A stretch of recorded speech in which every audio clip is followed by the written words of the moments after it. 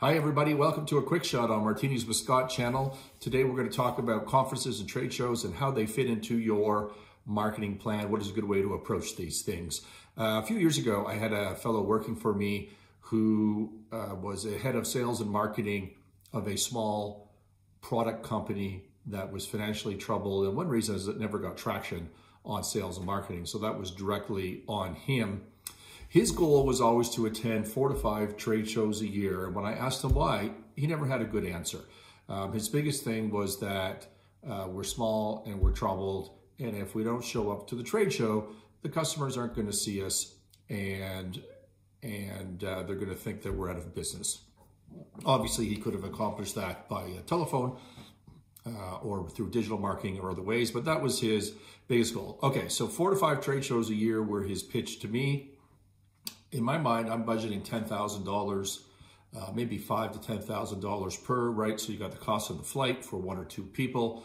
You've got to buy the booth space if it's a trade show as opposed to a conference. You need to own a booth, which we did, but if you don't, you need to buy a booth, and that's expensive. You need to ship the booth. You need to ship the goods to go into the booth because you had products, so you needed to set up your display. You're crossing borders if you're Canadian, or if it's an international and you're going to the US, or if it's an international show, if you're in the US coming to Canada, whatever, you need to ship the stuff. It could be expensive. You've got hotel, you've got meals, and all the things that go with that. So it adds up, right? It adds up. So call it 4 or 5 shows a year, call it a budget of $40,000 for this marketing event, all right?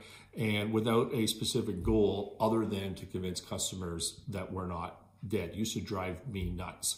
Now, what would he do? He'd sit there well, let me tell you this story. So one year he was in Vegas and I was at a show and I was getting upset.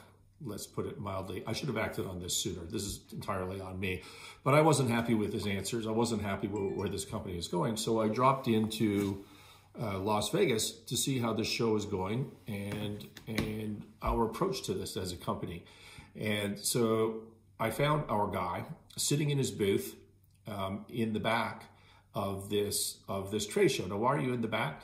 Because we're a small company that's broke, right? So you can't spend a bunch of money to get better real estate. You do it on the cheap, and so you end up at the back of, against the back wall where there's very little traffic and it just looks sad. And he's sitting there by himself and he's chained to the booth. You know, he can't get out and talk to other people completely because there'd be no one to man the booth. And you can't, you're just entirely reliant on passersby, which is entirely random. It's not a targeted show to our specific product. It's a much broader show, which includes our product. So bottom line is maybe 80%, 90% of the people that walk by would have no interest. So completely a haphazard and random approach. You may as well just stand on the street corner. It would have been cheaper. Bottom line is what he was looking for is exposure to a bunch of people so that he can show them his goods, right? He wanted to sit there, he wanted people to come to the booth, he wanted to spend 5 minutes with them and show them the goods and hope that they become customers, right? And if somebody comes in who's never going to be a customer, what are you going to do? Are you going to throw them out, or are you going to spend the 5 minutes and waste that time anyways? So let's think about that. Let's say you're there for 2 days. How many people can you reasonably meet with and talk about in 2 days? If you have 8 hours a day for 2 days, 60 minutes an hour, that's 960 minutes off the top of my head. Now let's say you talk to people nonstop for, say for 5 minutes, okay? Let's say no breaks, which is unreasonable. Let's say you'd have no downtime, which is unreasonable because you're in the back against the wall. So obviously you have some downtime. I did a quick little calculation on this for us.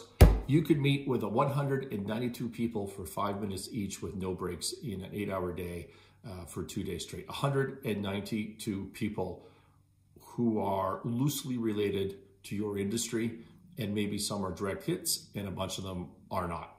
Now, that's $10,000 to meet and have a discussion with 192 people. How many people could I have a conversation with if I were to spend that money on digital marketing with content that is targeted to an audience specifically, basically 100% specifically to what I'm looking for. So last night, well, yesterday afternoon, I spent $10 on digital marketing to promote a video, some content that I wanted to get some exposure on. All right, I spent $10, and I think this morning maybe another $10. So I'm $20 into this, not 10,000. I'm $20 into this. Before I logged on here to do this show, I had 1,700 impressions and 700 views on the video that I'm promoting. And these are people that are specific, targeted to a search term. So they went to Google and they typed in what I wanted them, what I'm targeting. And I've had 700 views. So 1,700 impressions, that's 1,700 people walk past my booth, if I were to put it into that language, and 700 of them stopped and spent some time on the content promoting my goods, okay, for $20, not 10,000. So if your goal is to have people take a look at your goods, show them how it works, would you rather spend $20 to get a bunch more people, or would you rather go to Vegas and spend 10,000 and get a lot less people and be ineffective? If you have a sales and marketing person that wants to go to trade shows without a specific purpose other than to show their goods to a bunch of people, you need to fire them. They're just hopelessly behind the times. All right. So should you ever attend a conference? Should you ever attend a trade show? Well, sure, sometimes, but it depends on the real purpose. So last week, I went to 2 of these things, which is really unusual for me because I hate them, but I went to Dallas for the International Roofing Expo, and I went, which was a hell of a show. It was kind of cool. And then I went to Vegas for a distressed investment conference, which, if you're in distressed investing, is the best, put on by the Turnaround Management Association. It's the best conference that you could possibly go to. So I had purposes to be in both of those shows, and so I'm going to give you 3 really good reasons that you should attend a conference and a trade show, spend the money, and put it into your marketing plan. Here are some good reasons. Number 1, education. I went to the Roofing Expo because I own a company, roofersworld.com, that manufactures, produces, markets, sells roofing tools to major customers like Home Depot, Lowe's, etc., ABC. So I own this company, but I know very little about roofing. I wanted to learn more about roofing. I want to dive deep into the marketing of these products because the company, since I took it over about 9 months ago, by the way, there's been a show on this on Martinis with Scott, and there'll be another one shortly. We tried to shoot one in Dallas, but the venue didn't work out. So I think by next week, hopefully we'll get a show done. Anyways, where was it? So education. I wanted to learn about roofing. I want to do a deep dive on the marketing, and I want to push this company forward because it's starting to really get traction, and I'm excited about it. So attending a conference literally for a day. Now it takes me a day to fly there. I stay overnight. I go to the conference for a day, even though it's a 3-day thing. And I left the next morning, but I spent the entire day on the floor, and I got a feel for the size of the industry. I learned that Berkshire, or that Warren Buffett owns a roofing company. Who knew? I mean, this is a serious industry. So I got a feel for the industry. I got a feel for the people that are in the industry, right? You walk around, you talk to people in the booths, you see, the people that are interested in this industry, and it gives you a feeling for who your customers are as people, who your competitors are as people, and it's very educating. And as a side note, I found 2 companies that are knocking off one of our major products, complete knockoffs, violating our intellectual property. And so as a side benefit, we found that, and the lawyers have it, and we'll be putting a stop to that. So that was good education for me, and that's a great reason to attend a show.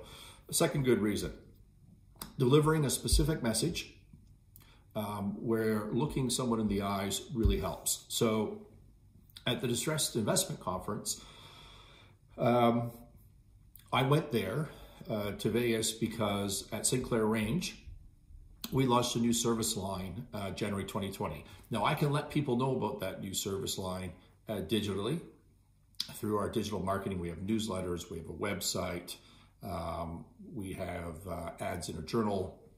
So I can do that, we are doing that, and that gets the word out. But the conference gives me an opportunity to sit down with friends and contacts, people I already know, look them in the eye and deliver a little bit of a complicated message. And these are people that are influencers in our business and in our industry. Give them a little bit more of a complicated message and pitch with some excitement at a person-to-person level rather than digitally.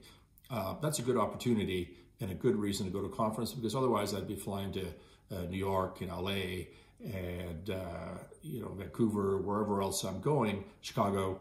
I'd be doing that one by one, and in a conference I could knock it all out in one day. And again, this distress investment conference was, I think, 5 days, and I went for 1 day and 2 nights. So Wednesday night, Thursday at the conference, and Thursday night, left Friday morning. Got in and out quick. I went to the roofing expo for the reason that I said, but I also, because I was going anyways, I used it as an opportunity to deliver a specific message to key people. One of the message I wanted to deliver is that I'm a buyer. I want to buy more roofing companies that are synergistic with the one that I already own. So I wandered the floor to every single booth, and if they were moderately synergistic and affordable, I told them we wanted to buy. We wanted to invest. And if they're interested in talking more, there's my card, there's my information. And I've got some great prospects out of that. Now, I could have done that digitally because that is the M&A process. We'll talk about that, how to sell your business one day. But this was also effective, and I was already there. The other thing I wanted to do was look some of our major customers in the eyes, because I took over, as I said, about 9 months ago.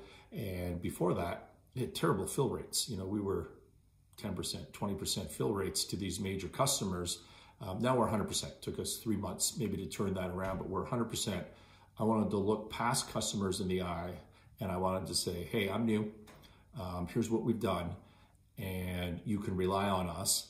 And it's a start. And in fact, we have picked up customers because of that. But that's not a message that I could really deliver digitally or by phone, right? So there was a good opportunity to show up at the conference.